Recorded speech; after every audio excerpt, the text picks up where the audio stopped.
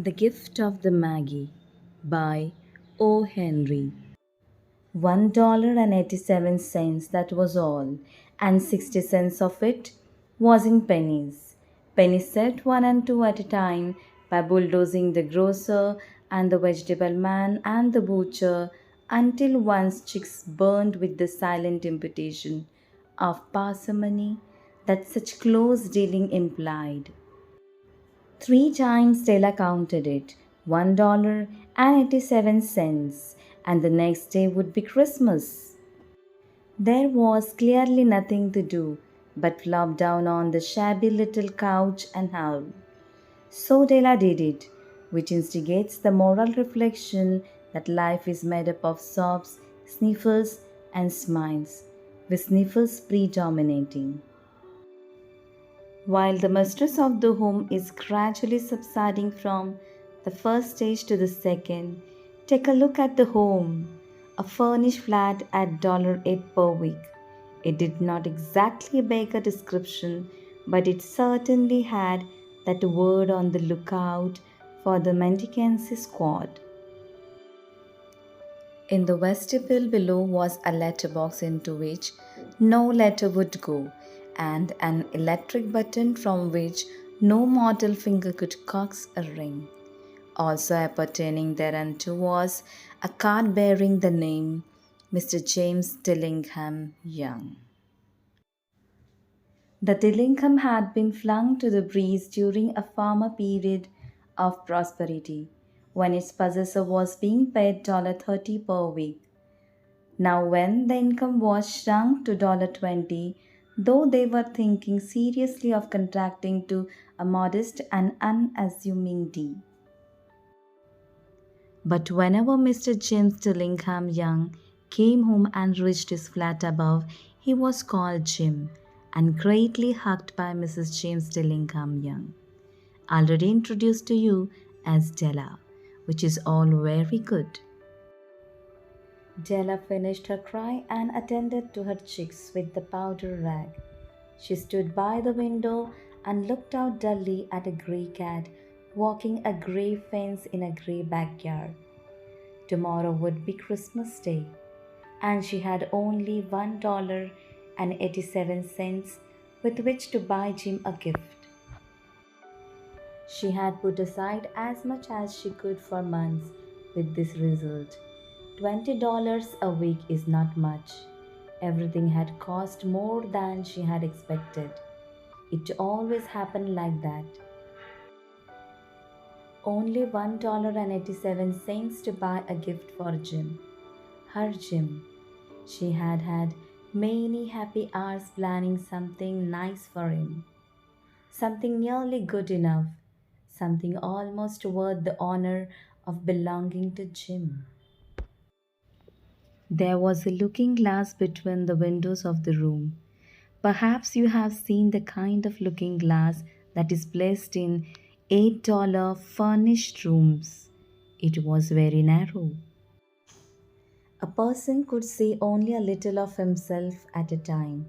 However, if he was very thin and moved very quickly, he might be able to get a good view of himself. Della, being quite thin, had mastered this art. Suddenly she turned from the window and stood before the glass. Her eyes were shining brightly, but her face had lost its color. Quickly she pulled down her hair and let it fall to its complete length. The James Dillingham Youngs were very proud of two things which they owned. One thing was Jim's gold watch. It had once belonged to his father, and long ago it had belonged to his father's father. The other thing was Della's hair. If a queen had lived in the rooms near theirs, Della would have washed and dried her hair where the queen could see it. Della knew her hair was more beautiful than any queen's jewels and gifts. If a king had lived in the same house with all his lieges, Jim would have looked at his watch every time they met. Jim knew that no king had anything so valuable. So now Della's beautiful hair fell about her, shining like a falling stream of brown water. It reached below her knee. It almost made itself into dress for her. And then she put it up on her head again, nervously and quickly. Once she stopped for a moment and stood still, while a tear or two ran down her face. She put on her old brown coat. She put on her old brown hat. With the bright light still in her eyes, she moved quickly out the door and down to the street. Where she stopped, the sign said Mrs. Safrani, hair articles of all kinds. Up to the second floor Della ran and stopped to get her breath. Mrs. Safrani, large, too white, cold-eyed, looked at her. "Will you buy my hair?" asked Della. "I buy hair," said Mrs. Safrani.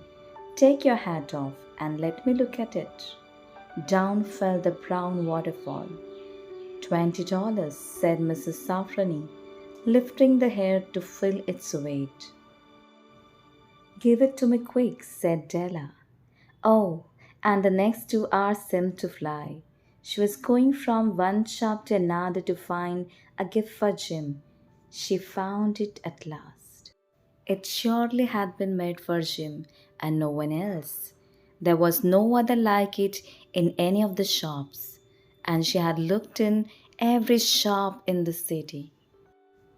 It was a gold watch chain, very simply made. Its value was in its rich and pure material. Because it was so plain and simple, you knew that it was very valuable. All good things are like this. It was good enough for the watch. As soon as she saw it, she knew that Jim must have it. It was like him, quietness and value. Jim and the chain both had quietness and value. She paid $21 for it, and she hurried home with the chain and 87 cents. With that chain on his watch, Jim could look at his watch and learn the time anywhere he might be. Though the watch was so fine, it had never had a fine chain.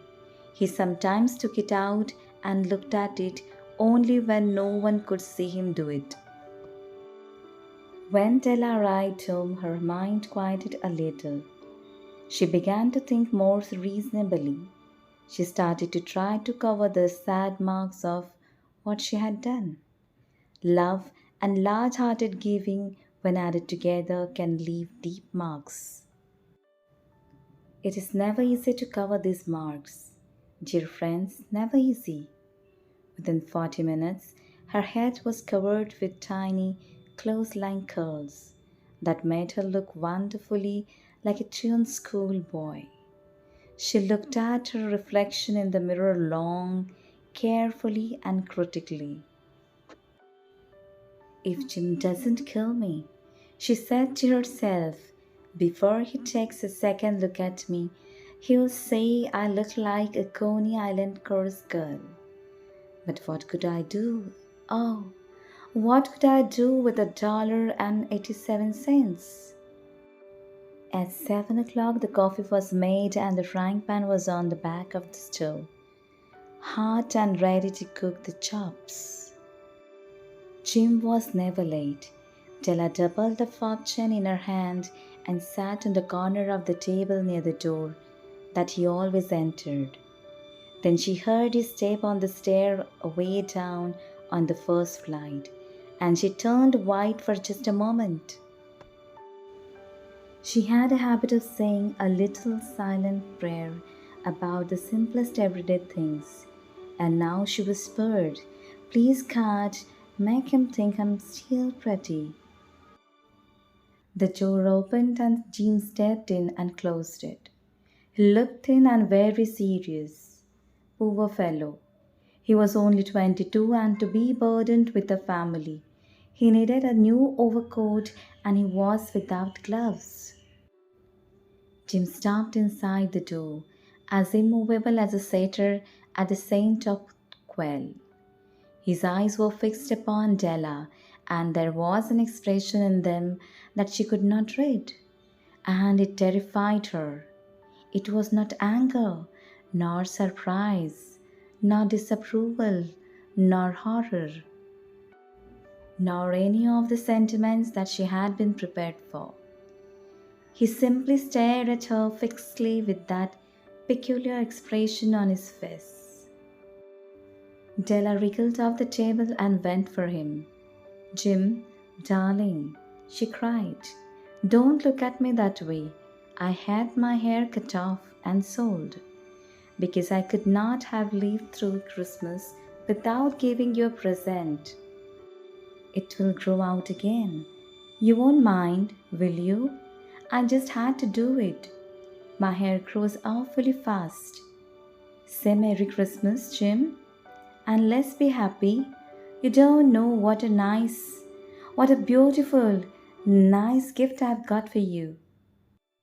"You have cut off your hair," asked Jim laboriously, as if he had not arrived at that patent fact yet even after the hardest mental labor. "Cut it off and sold it," said Della. "Don't you like me just as well? Anyhow, I'm me without my hair, ain't I?" Jim looked about the room curiously. "You say your hair is gone," he said with an air almost of idiocy. "You needn't look for it," said Della. "It's sold, I tell you. Sold and gone too. It's Christmas Eve, boy. Be good to me, for it went for you." "Maybe the hairs of my head were numbered," she went on with sudden serious sweetness, "but nobody could ever count my love for you. Shall I put the chops on, Jim?" Out of his trance, Jim seemed quickly to wake. He unfolded his Della. For 10 seconds, let us regard with discreet scrutiny some inconsequential object in the other direction. $8 a week or $1,000,000 a year? What is the difference? A mathematician or a wit would give you the wrong answer. The Magi brought valuable gifts, but that was not among them. This dark assertion will be illuminated later on. Jim drew a package from his overcoat pocket and threw it upon the table. "Don't make any mistake, Dale," he said. "About me, I don't think there's anything in the way of a haircut or a shave or a shampoo that could make me like my girl any less. But if you will unwrap that package, you may see why you had me going a while at first." White fingers and nimble tore at the string and paper, and then an ecstatic scream of joy, and then, alas, a quick feminine change to hysterical tears and wails, necessitating the immediate employment of all the comforting powers of the Lord of the Flat. For there lay the combs, the set of combs, side and back, that Della had worshipped long in Broadway window. Beautiful combs, tortoise shell, with jewel rings, just the shade to wear in the beautiful vanished hair. They were expensive combs, she knew, and her heart had simply craved and yearned over them without the least hope of possession. And now they were hers, but the dresses that should have adorned the coveted adornments were gone. But she hugged them to her bosom, and at length she was able to look up with dim eyes and a smile and say, "My hair grows so fast, Jim." And then Della leapt up like a little singed cat and cried, "Oh!" Jim had not yet seen his beautiful present. She held it out to him eagerly upon her open palm. The dull precious metal seemed to flash with a reflection of a bright and ardent spirit.